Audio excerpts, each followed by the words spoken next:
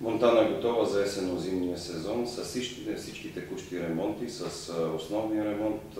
Основно той беше съсредоточен в квартал Малка Луковица, който вече има съвсем друг вид. Това беше нещо, с което трябваше да приключим. В последните 3 години имаше огромни усилия в тази посока.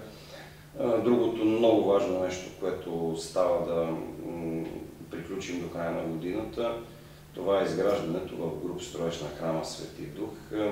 Това е една голяма площ от 16 декара, почти в центъра на града. Канала Парта разделя образно живеещите в Монтана комплексите Младост 1, Младост 2 и Плиска и централната градска част, където хората живеят в къщи в преобладаващата си част. Така че това е другото предизвикателство до края на годината, което също трябва да бъде направено.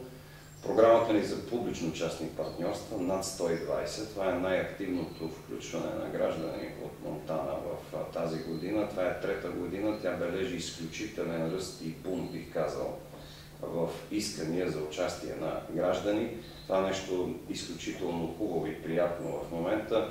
И още от сега мога да кажа, че очакванията и исканията за следващата са още по-големи. Така че това, разбира се, е една част от нещата, които така са важни за движение и за работа. Те стават в условия на една тежка финансова ситуация, както и да го коментираме. Много тежка за българските общини, след като актуализацията на бюджета отне 100 милиона на българските общини. На практика приключването на годината ще бъде тежко, но аз се надявам все пак и при тази ситуация да се справим. Тази година най-големият обект, който реализирахме до тук, беше югозападния вход на Монтана. Това е панорамния път покрай язовира и крепостта Калето.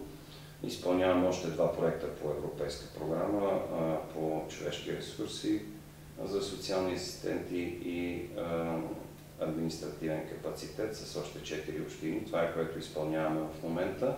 Трябва да кажа, че Монтана е от много малкото градове в България, които има елитен спорт на най-високо ниво в 3 колективни спорта.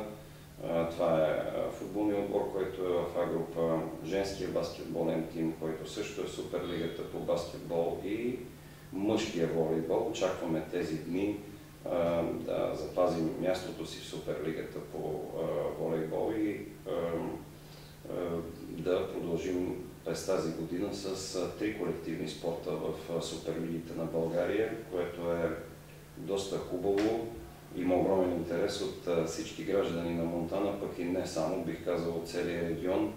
Най-радващото и хубавото е, че школите и в 3-те колективни спорта работят също много добре, много здраво и имат десетки деца, стадионите са пълни и залите с деца и с младежи, което за нас също не е маловажно, напротив, още по-добре е в тази посока, като прибавим и усилията в индивидуалните спортове, където също имаме в немалко от тях добри позиции. Аз смятам, че, както обикновено се изразявам, освен географски, бих казал, културен и икономически център, при всички условности на това твърдение, е и спортен център на Монтана, е и спортен център на Северозападна България, защото единични са случаите в България, където се отделя такова внимание на спорта и на развитието на спорта сред младите хора. Аз смятам, че заедно с инвестициите в образованието, това са най-важните инвестиции, защото касаят развитието на всяка една личност, на младите хора най-вече и не само на тях. Кампанията за всеки следващ мандат започва в вечерта на обявяването на резултатите от последните избори.